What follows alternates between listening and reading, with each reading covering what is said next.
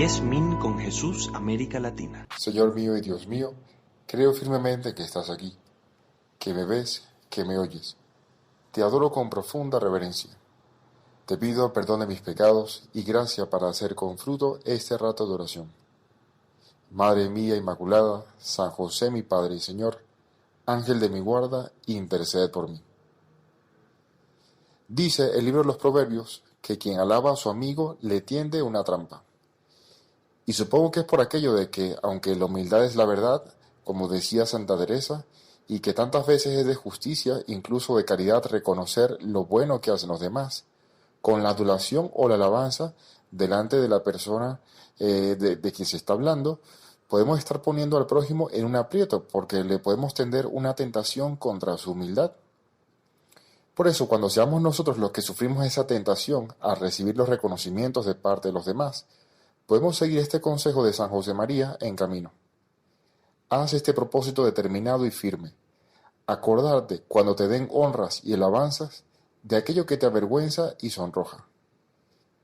Y di, esto es tuyo, la alabanza y la gloria en cambio de Dios. Y yo creo que este es el modo cristiano de reaccionar. Es decir, cuando recibamos alabanzas, decir nada, toda la gloria para Dios. Pero decirlo sin garabato, decirlo con sinceridad. Señor Jesús, en las páginas del Evangelio, en contadísimas ocasiones te encontramos alabando a los demás por algo que hayan dicho o hecho.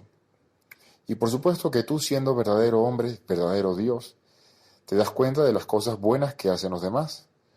Pero tal vez, como sabes que cojeamos con una facilidad impresionante, con una frecuencia también impresionante, por vanidad o por soberbia, no quieres que caigamos en esta tentación. Vamos, ¿cómo te sentirías tú si recibes un halago de Cristo, por ejemplo? Pero una de las contadas ocasiones que el Evangelio sí recoge un halago tuyo, Señor, es este que va dirigido a Natanael. Al acercarse a ti, Jesús, les dices a todos los que están alrededor: aquí tienen, he aquí, un verdadero israelita, en quien no hay doblez. Esta palabra doblez, que se recoge en el texto griego con el sustantivo dolos, significa engaño, mentira, truco, carnada incluso. Y nos sorprende mucho porque este halago de Natanael es una alabanza a su sencillez, a su ser de una sola pieza. Es que posee una unidad de vida tal que es como un libro abierto en todas sus intenciones y en su humildad.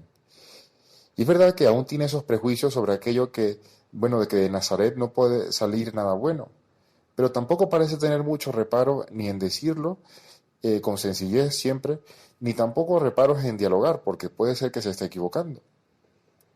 Pero en conclusión, que aquí podemos inferir que a Dios le agradan las personas sencillas. Y esto es no solo por preferencia personal, porque le caigan bien las personas que son así, sino también por un tema práctico. Es que una persona sencilla suele ser poco complicada. Y aquí una pildorilla etimológica. El verbo complicar proviene del latín plicare, que significa, entre otras cosas, doblar. Y de ahí vienen, por ejemplo, palabras como explicar. Explicar significaría como desdoblar. Bien, la palabra implicar. Implicar sería como meter algo dentro de unos dobleces, como algo así como empaquetar o envolver. De un modo más indirecto también de ahí viene replicar y suplicar también, por ejemplo. Pero bueno, con este ejemplo de lo que significa complicar, que sería más bien doblar varias veces sobre sí mismo, una persona complicada es alguien que tiene una tendencia a encerrarse en sí misma, literalmente a doblarse sobre sí misma como si fuese un envoltorio. Y a alguien así, por supuesto que le falta esa apertura tan necesaria para recibir, para asumir los planes de Dios. Y aquí podemos hacerte una primera petición, Señor. Ojalá pudieses dirigirnos un piropo como el de Natanael. He aquí fulano o fulana, en quien no hay doblez. Y pues aprovechamos también para hacer nuestro examen de conciencia. ¿Será que el Señor pudiese decir de nosotros eso que dijo de Natanael? Si fuese así, Señor, yo estoy seguro que nos haría sonrojar. Pero si fuese de verdad lo que dices, inmediatamente seguiríamos el consejo de San José María y diríamos, pues nada que ver. Todo lo bueno me viene de Dios e intento ofrecerlo a Él, pero diciéndolo, por supuesto, con la mayor sinceridad posible. Pero esto de ser sencillos no está de moda, y eso lo sabemos perfectamente. Y sin embargo, a Dios le sirve mucho que lo seamos, porque la sencillez y la descomplicación le facilitan su acción sobre nosotros. Al momento de hacernos ver su voluntad, qué fácil nos sería seguirla si fuésemos sencillos.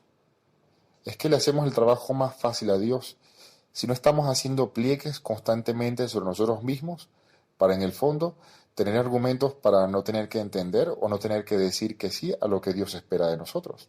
A una persona complicada le cuesta muchísimo decirle que sí a Dios. Por eso yo creo que lo del Evangelio de hoy es como una especie de desahogo. Tú, Señor, dices: te doy gracias, Padre, Señor del cielo y de la tierra, porque has escondido estas cosas a los sabios y entendidos y se las has revelado a los pequeños.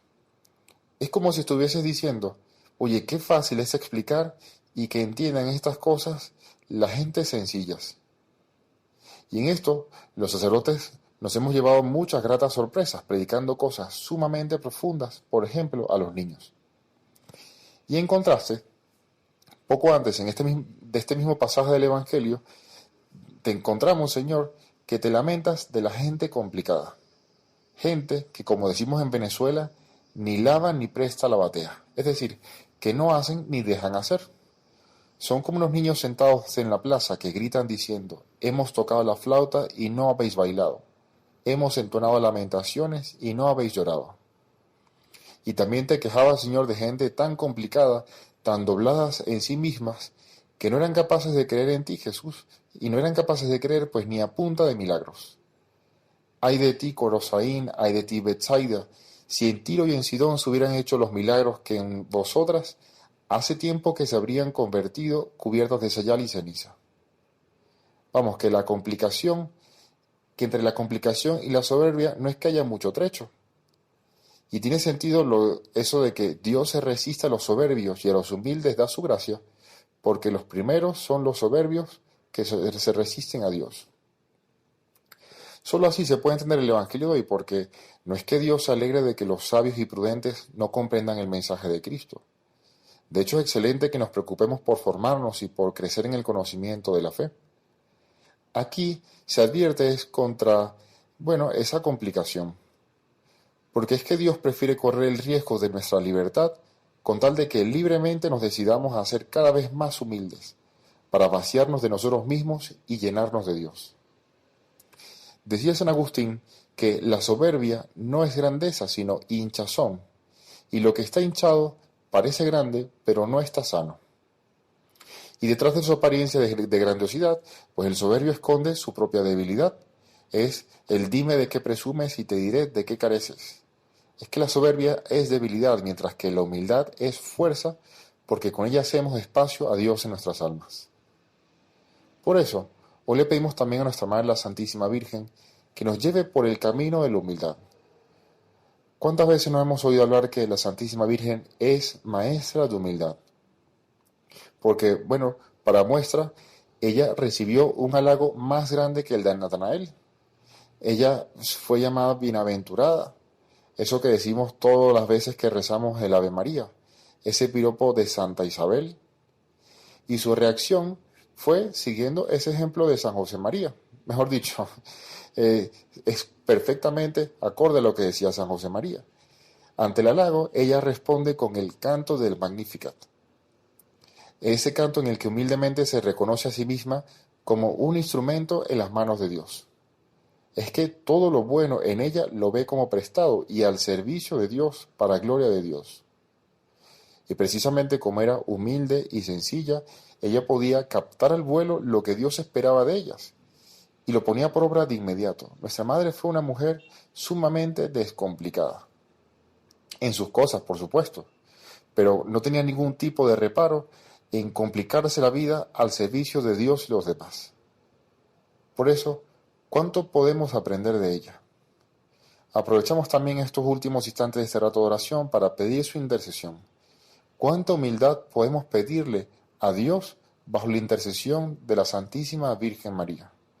Cuando la soberbia empiece a pincharnos, cuando empiece a hacernos creer que somos mejores de los que somos, cuando la soberbia nos haga también complicarnos, de modo que las cosas que Dios nos pide nos parece que son demasiado exigentes o que no tienen que ver con nosotros, pues acudamos a la Santísima Virgen.